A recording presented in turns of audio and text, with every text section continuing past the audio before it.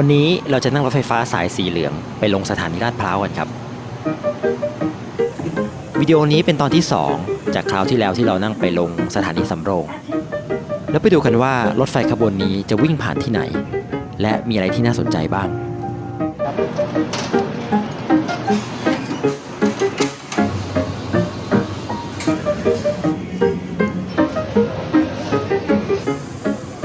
และนี่ก็คือการท่องเที่ยวแบบง่ายๆเพื่อความผ่อนคลาย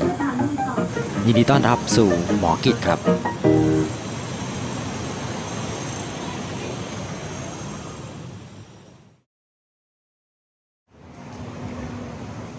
สวัสดีครับผมหมอกิจตอนนี้เป็นเวลาประมาณใกล้ๆเที่ยงครึ่งแล้วตอนนี้เราอยู่กันที่ห้าง Max Value สาขาพัฒนาการซึ่งเป็นห้างที่อยู่ใกล้สถานีหัวหมากที่สุดเลยดูเหมือนร้านค้าแถวนี้จะปิดปรับปรุงหมดเลยนะครับไม่รู้ว่าเกี่ยวกับรถไฟฟ้าหรือเปล่าและแล้วเราก็มาถึงครับสถานีรถไฟฟ้าสายสีเหลืองสถานีหัวหมากที่จริงช่วงนี้ยังเป็นช่วงที่เปิดให้ทดลองนั่งฟรีอยู่นะครับเราก็เลยยังไม่ต้องซื้อบัตรซึ่งจะฟรีถึงสิ้นเดือนมิถุนายน2566นี้ครับจากคราวที่แล้วที่เรานั่งจากสถานีหัวหมากไปสำโรงใช่ไหมครับคราวนี้เราจะนั่งจากที่นี่นะครับไปลงสถานีลาดพร้าวแทนซึ่งเป็นส่วนที่เพิ่งเปิดให้บริการเมื่อไม่นานมานี้เองตื่นเต้นมาก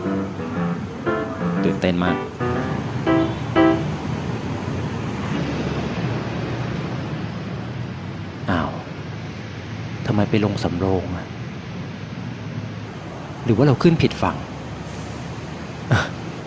สงสัยตื่นเต้นจัดครับไม่เป็นไรเอาใหม่ตื่นเต้นใหม่อีกทีนึง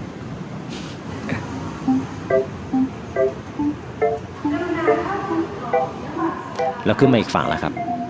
ตอนนี้น่าจะถูกฝั่งแล้ว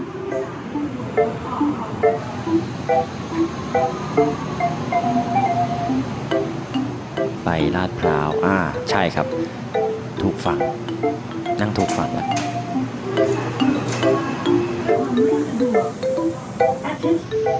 อันนั้นอะไรอ๋อเป็นทางเชื่อมสำหรับรถวีลแชร์ครับเพราะว่าพื้นมันน่าจะต่างระดับกันอันนี้ผมไม่ได้เห็นนะเมื่อคราวที่แล้วพับเก็บได้ด้วยพกพาสะดวกดีครับ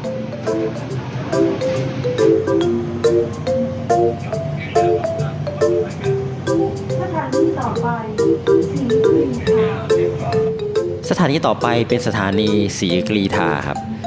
ซึ่งเป็นจุดตัดกันระหว่างถนนศรีนครินทร์กับถนนกรุงเทพกรีฑา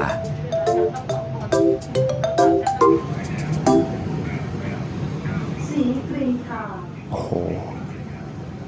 อันนี้อะไรอ่ะเหมือนสวนมะพร้าวเลยแต่ทำไมเตี้ย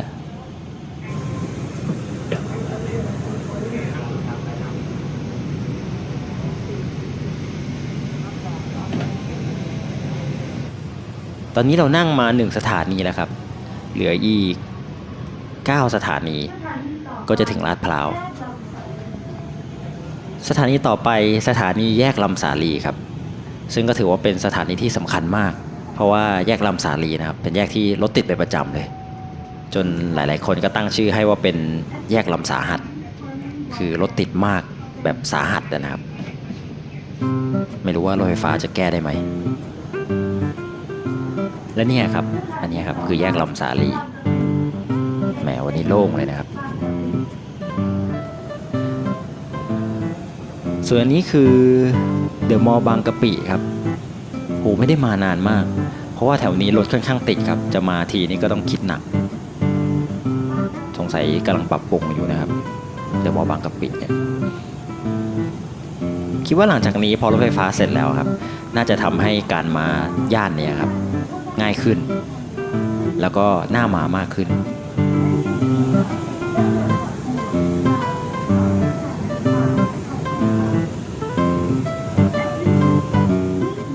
และสถานีนี้ก็คือสถานีบางกะปิครับโอ้โหคน คนเยอะเหมือนกันนะครับ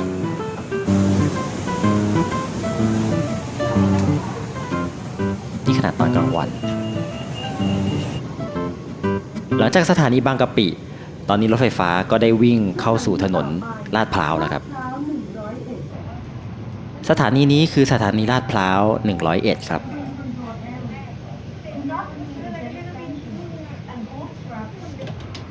แล้วก็ตามมาด้วยสถานีมหาไทย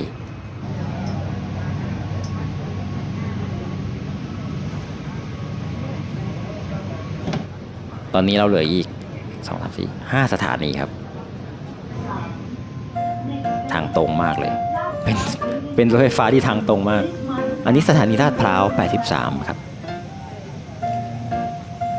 แล้วสถานีนี้ครับก็ผ่านห้าง Imperial ลาดพร้าวไม่น่าเชื่อนะครับว่ารถไฟฟ้าสายสีเหลืองเนี่ยสามารถไป Imperial ได้ทั้ง2สาขาเลยคือสำโรงแล้วก็ลาดพร้าวสถานีนี้ลาดพร้าว71ครับ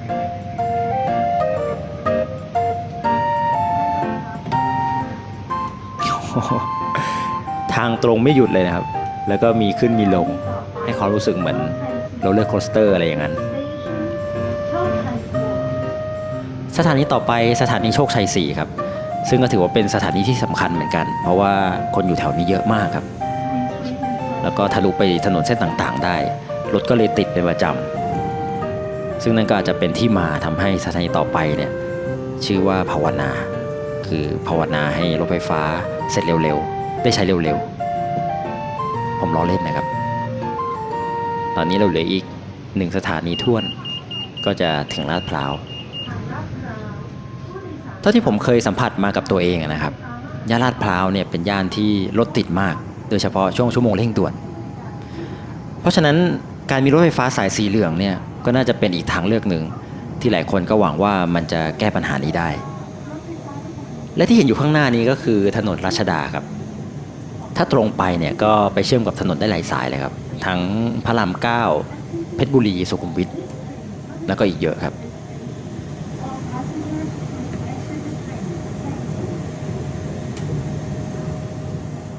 และตอนนี้เราก็มาถึงสถานีปลายทางแล้วครับนั่นก็คือสถานีลาดพร้าว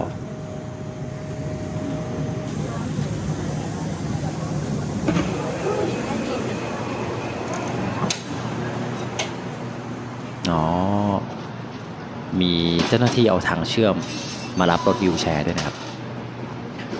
โอ้โหบริการดีจริงๆดูขยันขันแข็งครับ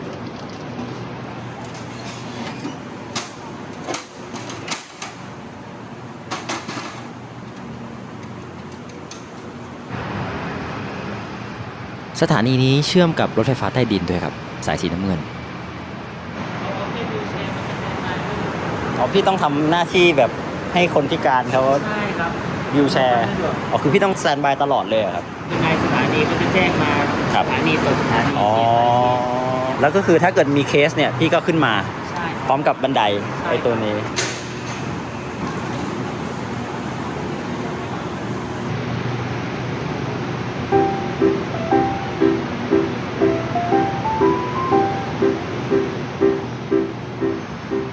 และเนื่องจากอันนี้เป็นสถานีปลายทางนะครับเราก็เลยจะได้เห็นการสับรางแบบเนียนมากเสร็จแล้วครับแล้วรถไฟฟ้าเนี่ยครับก็จะวิ่งสวนทางกลับไปเพื่อไปรับผู้โดยสารกลับไปทางฝั่งสำโรง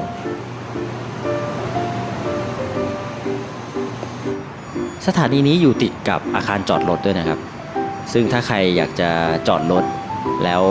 นั่งรถไฟฟ้าต่อเนี่ยก็สามารถทำได้ที่นี่เลยเอาละครับตอนนี้เราไปดูดีกว่าว่าแถวๆนี้มีอะไรน่าสนใจบ้างที่แน่คือผมเริ่มหิวครับหาอะไรกินดีกว่า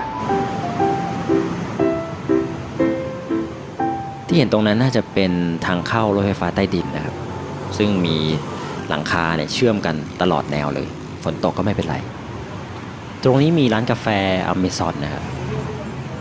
ร้านโอชายะชานมไข่มุกมีอะไรอีกมีตู้กดนมถั่วเหลืองล็อกเกอร์ฝากของแล้วก็ร้านเบเกอรี่ มีถุงเท้าด้วยครับ3 คู่ร้อย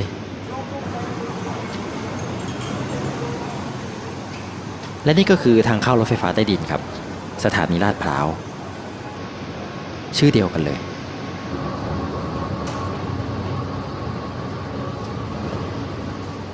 กูเมมาร์เก็ตกูเมมาร์เก็ตเหรอตรงนี้นะโอ้โห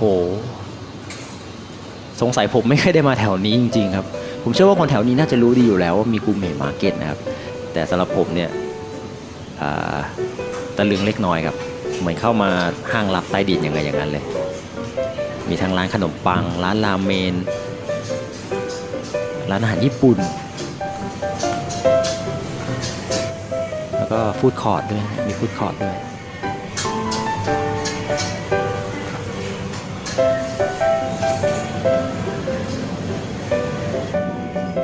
ข้าวโพดแพ็ค4ก็มี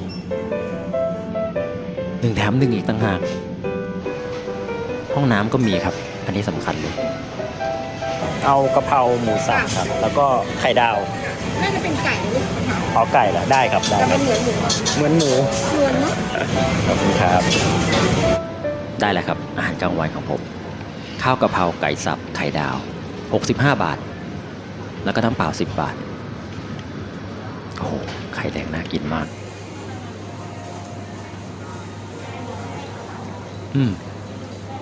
ใช้ได้นะครับถือว่าสมราคาเลยเป็นราคาที่ถ้าเทียบกับค่าของชีพในเมืองแล้วเนี่ยถือว่าไม่แพงครับ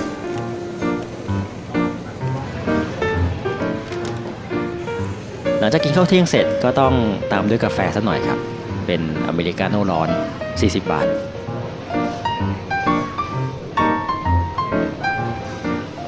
ร้อนมากครับ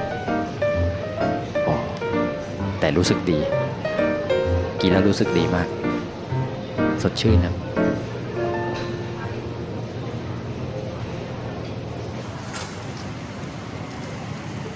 หลังจากนั่งชิลกินกาแฟมาพักใหญ่นะครับ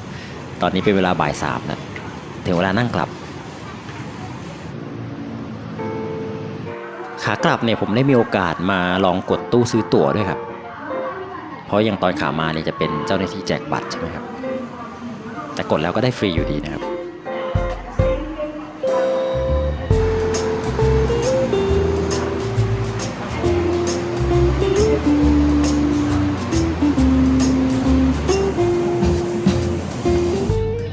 ขากลับคราวนี้เราจะมาดูเรื่องความปลอดภัยกันเล็กน้อยครับ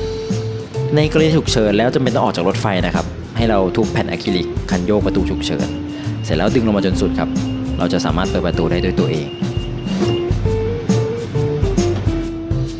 เสร็จแล้วจะมีบันไดฉุกเฉินครับที่ซ่อนอยู่ใต้ที่นั่งให้ออกมาแล้วก็ดึงจนสุดเสร็จแล้วเอาไปวางที่ประตูครับกดปุ่มเรียกเจ้าหน้าที่แล้วเจ้าหน้าที่ก็จะมาพาออกจากขบวนรถไฟนะครับ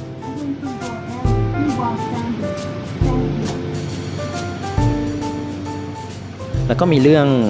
ถังดับเพลิงด้วยครับซึ่งซ่อนอยู่ใต้ที่นั่งเหมือนกันก็สอนวิธีใช้ครับดึงปลดกดแล้วก็สายมีซ่อนอยู่จริงๆด้วยไม่เคยสังเกตเลยนะ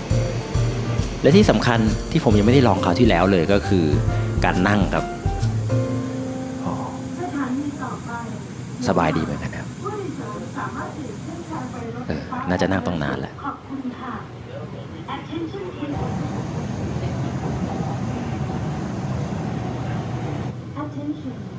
และแล้วเราก็กลับมาถึงสถานีแรกที่เรามาขึ้นครับสถานีโฮมาก